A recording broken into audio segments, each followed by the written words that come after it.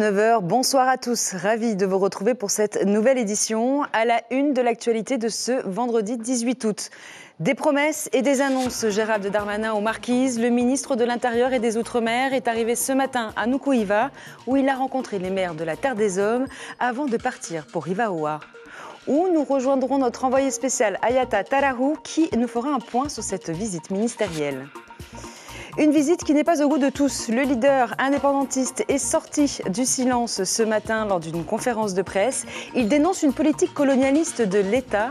Oscar Temaru est notre invité ce soir. 150 sans-abri dans les rues de Papeete, ils ont le droit de mendier, ils ont le droit de rester sur place, ils n'ont pas le droit de troubler l'ordre public. La police municipale veille au grain. Un concert caritatif pour aider les victimes de l'incendie mortel sur l'île de Maui à Hawaï. Avec l'aide du pays, une douzaine d'artistes du Fénois se produisent à la Maison de la Culture. Les bénéfices seront reversés aux sinistrés. Un accueil marquisien dans les règles de l'art. Les ministres d'État, les parlementaires, le président du pays sont arrivés ce matin à Nukuhiva, accueillis par les membres de la CODIM, au son des Parous et Mavemei. Direction ensuite le dépôt de gerbes au monument aux morts. Sur place, cette fois, un accueil par les internes du collège et du lycée agricole Saint-Athanase. Le tout au rythme de la Marseillaise, l'hymne de Tahiti Nui, puis celui des Marquises. Une triple identité, quelque chose d'unique dans la République. Mais Gérald Darmanin est venu surtout rencontrer les maires de la Terre des Hommes. Il a fait des promesses et des annonces. La promesse d'accompagner les premiers magistrats dans la démarche de créer une communauté d'archipel, même si le dernier mot reviendra au président de la République. Et la grande annonce d'une étude menée conjointement par l'État et le pays. Son but, la viabilité du projet de construction d'un aéroport international aux Marquises. La CODIM insiste sur un point. Elle veut être associée à tous les projets de développement. Une évidence désormais pour le pays et l'État. Explication avec Ayata Tarahou et Jacques Damour. Sur ce projet de développement économique, l'État dit oui, mais pas à n'importe quel prix. Comme l'a dit le Président, nous sommes mis d'accord pour lancer en commun une étude pour laquelle vous êtes parfaitement associés, bien évidemment, puisqu'on ne ferait pas autant d'investissements, évidemment, sans réfléchir à toutes les infrastructures, à toutes les difficultés, mais aussi à toutes les conséquences qui peuvent être négatives, vous l'avez dit vous-même, d'un tourisme qui pourrait apparaître de masse, qui serait finalement une fausse valeur. Derrière cette infrastructure, les autorités le savent, il s'agit de l'autonomie de l'archipel. Et les maires des Marquises vont même plus loin. Vous avez un peu insisté sur la création de la CODAM en mettant un petit peu un point, en parlant de magie, d'incantation. C'était voulu? C'était osé, voulu, et puis parce que c'est le message fort, et puis on tient le cap, on va jusqu'au bout de notre raisonnement, et c'est d'où cette maturité politique, cette union politique que nous défendons depuis la création de la communauté de communes des îles Marquises. Son âme et son indépendance administrative. Pour cela, les Marquises seront accompagnés. À la demande des Hakaiki, dès mon installation, j'ai mis en place un groupe de travail entre le pays, donc les juristes du pays et la CODIM pour qu'on réfléchisse aux différentes modalités pour permettre aux Marquises justement de plus décider pour elles-mêmes. Je suis assez d'accord avec ce principe, c'est qu'à chaque fois que c'est dans l'intérêt de nos populations, il est important d'examiner les propositions qui sont faites. Mais ça doit être le seul intérêt exclusif de nos populations avant tout, dans leur vie quotidienne. Les discours seront-ils les mêmes, à huis clos? Des discussions franches, sans détour, sans mener, insiste la CODIM. Il est considéré comme l'un des plus importants centres cérémoniels de la Polynésie française, le site archéologique d'Upeke à Hivaoa. C'est ici que les ministres d'État, le haut-commissaire et le président du pays ont été accueillis à leur arrivée il y a quelques heures. Une cérémonie traditionnelle magnifique qu'a vécu en direct notre envoyé spécial Ayata Tarahou, que nous rejoignons tout de suite. Ayata, vous êtes aux côtés de Félix Barcinas, maire de Tawata et membre de la CODIM. Est-ce que les réponses apportées conviennent-elles aux maires de l'archipel ? Eh bien, c'est une question, Juliane, que nous allons poser tout de suite à Félix Barcinas. Mais d'abord, permettez-nous de revenir sur l'actualité. Félix Barcinas, Yorana, merci d'avoir accepté notre invitation. Tout d'abord, une réaction par rapport aux propos d'Oscar Temaru qui déclare que vous êtes instrumentalisé, que c'est une philosophie politique des colonisateurs divisés pour régner. Êtes-vous d'accord ? Et avant de répondre à ta question, Ayata, permettez-moi d'abord d'adresser donc Kawanui à tous les Marquisiens ici présents à Ivaoa et à l'ensemble des Marquisiens de l'archipel des Marquises et ceux qui résident partout ailleurs au niveau de la Polynésie française. Je rappelle simplement le programme du Tavini, donc aux dernières élections territoriales, à savoir qui repose sur 3 piliers fondamentaux, dont le respect. Aujourd'hui, c'est le respect des institutions, le respect des élus que nous sommes et le respect de cette population qu'aujourd'hui, qui accueille les personnalités aussi bien de la France que du pays. Nous avons notre présence aussi, Monsieur Moetai Broderson, le président du pays, qui a dignement accompagné, parce que nous avons invité donc le gouvernement à venir, à discuter en toute transparence donc les besoins et cette volonté réelle de faire évoluer donc le statut de la communauté de communes en une communauté d'archipel. Et est-ce que justement les réponses de Gérald Darmanin vous conviennent ce soir? Est-ce que les discussions étaient sincèrement franches lorsque vous vous êtes réunis cet après-midi? Ce n'est pas au ministre des Outre-mer qui doit prendre des décisions. C'est travailler en bonne intelligence aussi bien avec les maires que nous sommes, le président du pays et le commissaire qui représente donc le gouvernement parisien.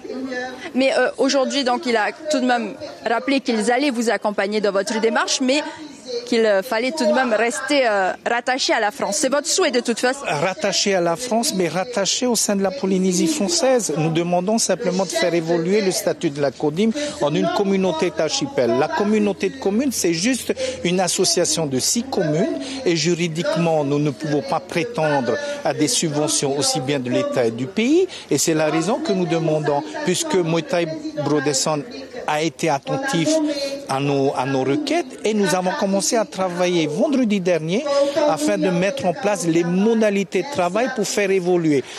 Donc tout va bien. Tout va bien, c'est de travailler en bonne intelligence avec le pays, avec le gouvernement indépendantiste et c'est démontrer que c'est pas la France qui dicte aux élus que nous sommes de faire le choix. Bien évidemment, on reste unis, on reste au sein de la Polynésie française tout en faisant évaluer pour que demain, les élus que nous sommes responsables, qui ont fait preuve de maturité politique et de cette unité politique, que nous puissions répondre avec satisfaction tous les besoins de nos administrés. Merci et non beaucoup. Pas que ça soit Tahiti qui décide du bien de nos populations respectives. Merci beaucoup Félix Barcinas d'avoir répondu à nos questions ce soir. Voilà Suliane, donc pour la suite du programme, eh bien vous le voyez peut-être derrière moi, le ministre de l'Intérieur Gérald Darmanin est en train de prononcer quelques mots. Il s'adresse à la population de Hivaoa. Demain, escale à Kaukura donc pour la délégation. Merci beaucoup Ayata Taraou et Jacques Damour à la caméra. Retour à Tahiti, nous n'avons pas de leçons à recevoir de Gérald Darmanin, a lancé Oscar Temaru depuis son quartier général où il tenait une conférence de presse. Ce matin, le leader indépendantiste est sorti de son silence. Il a tenu à réagir sur la venue du ministre de l'Intérieur et des Outre-mer au Fénois. Le maire de Fa'a pointe du doigt cette visite aux Marquises et les annonces du ministre en matière de développement économique du pays, avec notamment l'importance de la présence française dans les 5 archipels. Nous l'accueillons ce soir en plateau. Yorana Oscar Temaru, merci d'être avec nous ce soir. Alors, cette visite aux Marquises du ministre vous gêne. Vous dénoncez la politique colonialiste de l'État, c'est-à-dire diviser pour mieux régner. Aujourd'hui, on sait, on l'a entendu avec Félix Barcinas, que les maires sont aussi enclins à se rapprocher de l'État que du gouvernement polynésien.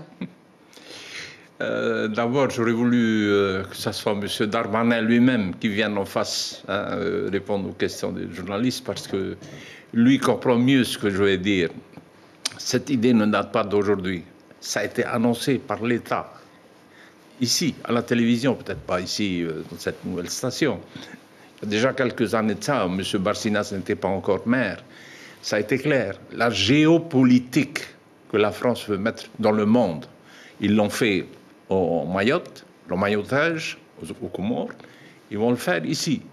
Les Marquises, si la Polynésie demande son indépendance, nous allons faire comme ils l'ont fait aux Comores. C'est de la géopolitique.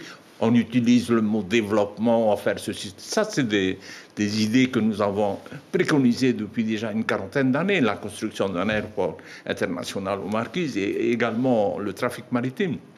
Pour revenir à ce que j'ai dit à M. Darmanin, je le répète ce soir, qui n'a pas de leçon à nous donner. Si ses ancêtres avaient pensé comme lui, la France serait aujourd'hui allemande.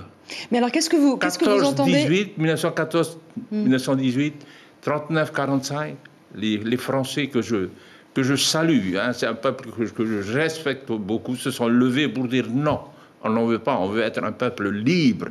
Et ils ont fait appel à nos Tupuna, qui sont allés libérer la France.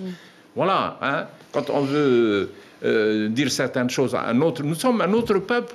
Ça fait depuis 1880 que la France essaye de développer ce pays. Ce pays était indépendant sur le plan économique. Et nous sommes aujourd'hui de plus en plus dépendants. Justement, vous dites, sans nous, sans la Nouvelle-Calédonie, la France n'est rien du tout.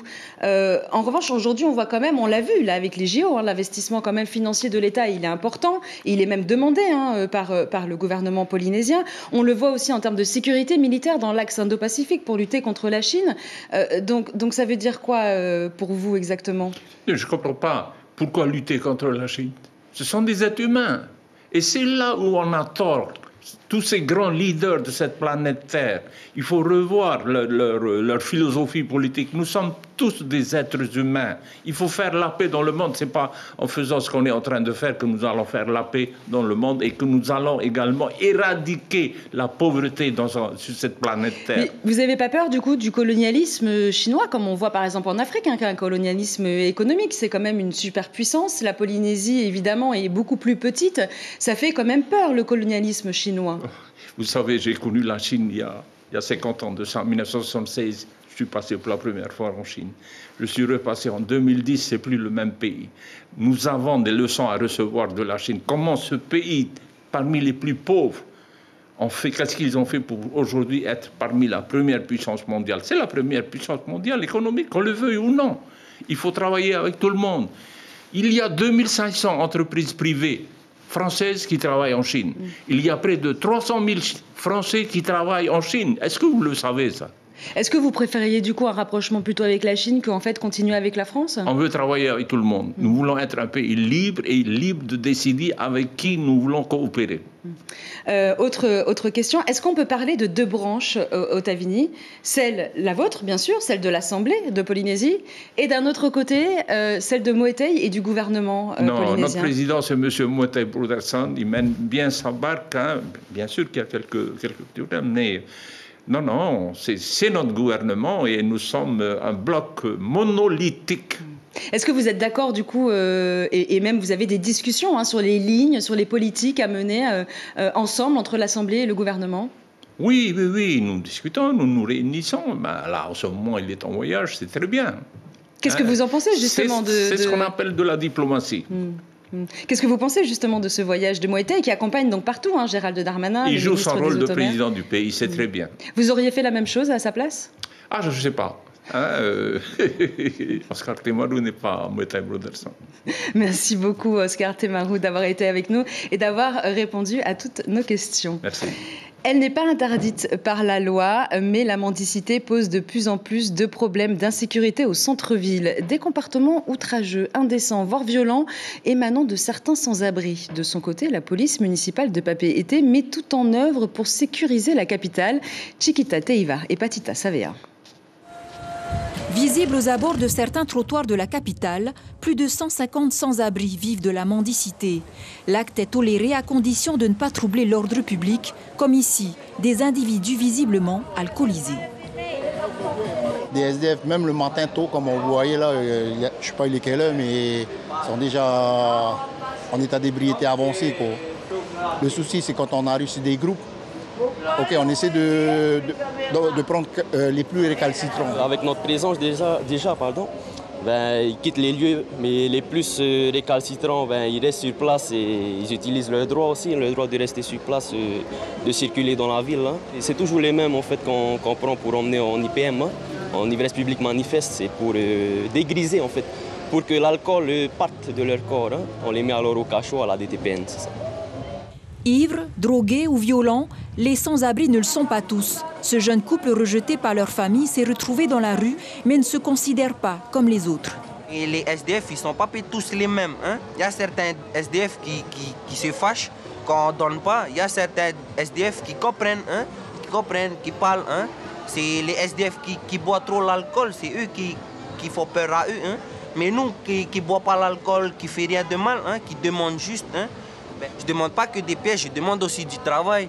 Des fois, il y a des gens qui viennent me chercher là, juste pour l'instant. Hein? Mais s'ils ont d'autres travail à me donner, ils vont venir me chercher. Les policiers ne font pas la différence. Et les commerçants, premières victimes de vols et de nuisances en tout genre non plus. Nous, on a le problème des défécations et des odeurs d'urine. Mais c'est vrai que depuis qu'il a fait son centre à Mamao, ça s'est amélioré. Mais par contre, on a beaucoup de santé mentale des SDF. Donc, ils sont limite tarés, ils se baladent avec des couteaux, avec des chiens. Sécurité oblige, le directeur de la police municipale a renforcé son effectif d'une vingtaine d'agents supplémentaires, mais pas seulement.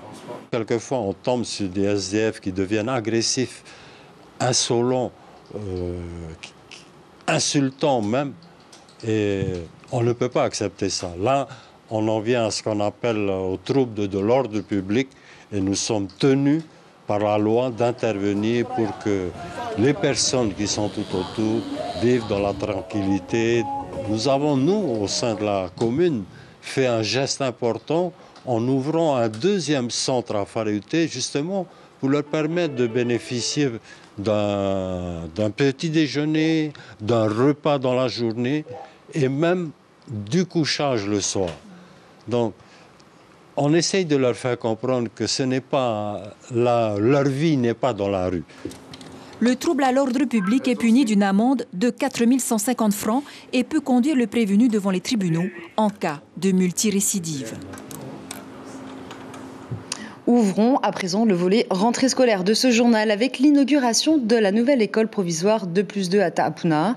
Un déménagement forcé. La raison, la vétusté de la plus vieille école de la commune de Punaouia qui se trouve quelques kilomètres plus loin. En attendant la reconstruction de l'ancien établissement, élèves et enseignants peuvent déjà profiter des locaux modernes et confortables. Les détails avec James O et Nicolas Suire. C'est l'aboutissement de plusieurs mois de travaux engagés par la commune de Punaouia. Cette école provisoire située en face de l'hôtel Temoana compte 11 salles de classe, plusieurs blocs sanitaires, une salle de restauration et un espace de récréation de 1500 mètres carrés. Les élèves sont ravis tout autant que les parents. C'est très beau, c'est très propre, c'est très grand et on est content. C'est un bel établissement, toutes les classes sont climatisées. Ma fille passe en CM1 et elle est super contente et excitée de découvrir un nouvel établissement. Ma fille qui rentre de l'école, elle dit « Papa, c'est super top ». Si elle est contente, nous on est contents. Pour le personnel enseignant, il n'y a que le cadre qui a changé. Les méthodes d'apprentissage restent les mêmes. Il a fallu toutefois rassurer quelques élèves. Je trouve que, quand même, avoir vu sur la montagne, c'était beaucoup mieux que...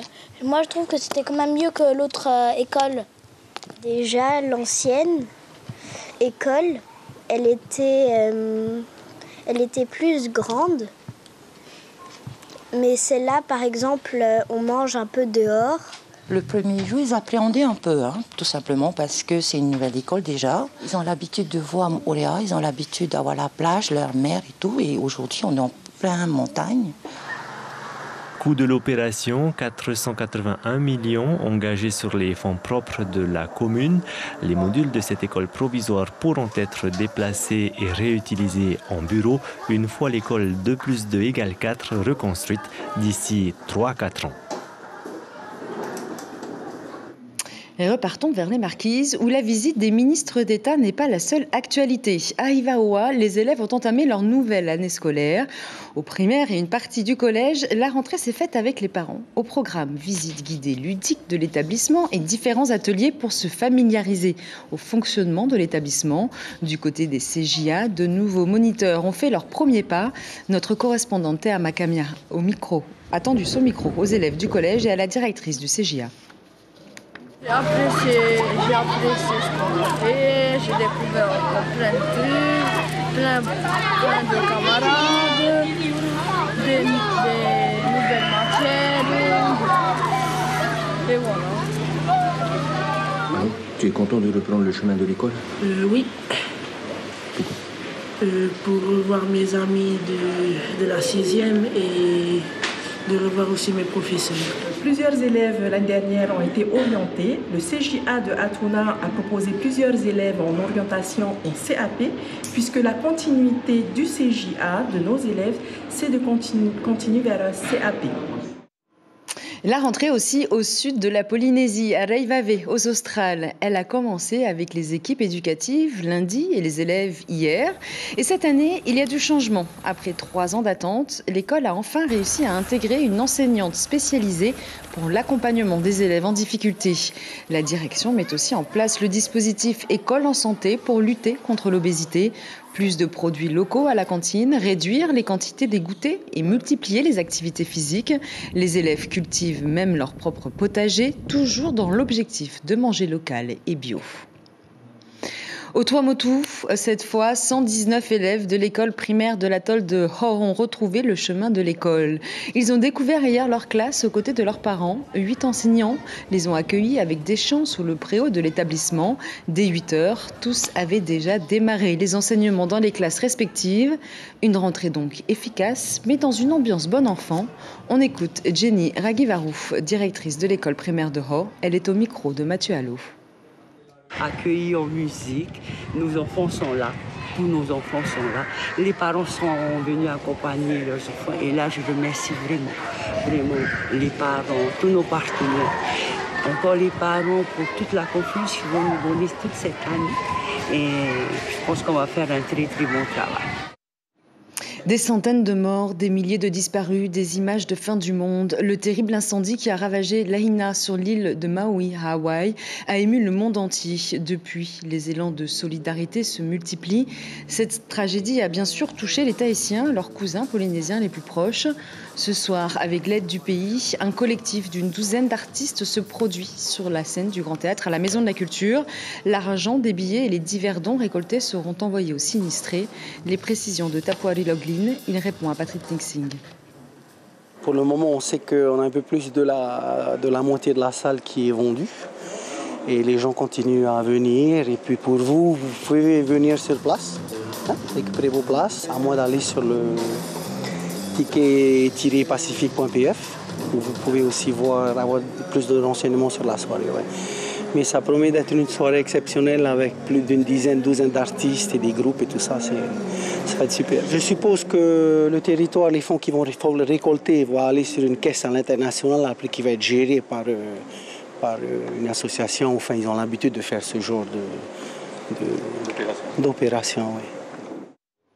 C'est la fin de cette édition. L'information principale de ce vendredi, Gérald Darmanin aux Marquises, entre promesses et annonces, un soutien aux maires pour leur démarche de communauté d'archipel et une future étude pour un aéroport international aux Marquises.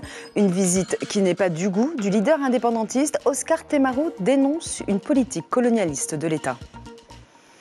Prochain rendez-vous de l'information demain dès 6h sur vos ondes Radio Polynésie la première avec Abinera Tematahotoa et Heipua Teuira. Quant à moi, je vous dis à demain soir. En attendant, je vous laisse apprécier ces belles images de la cérémonie d'accueil sur le site d'Upeke Haivaoua. Elles sont signées Jacques Damour.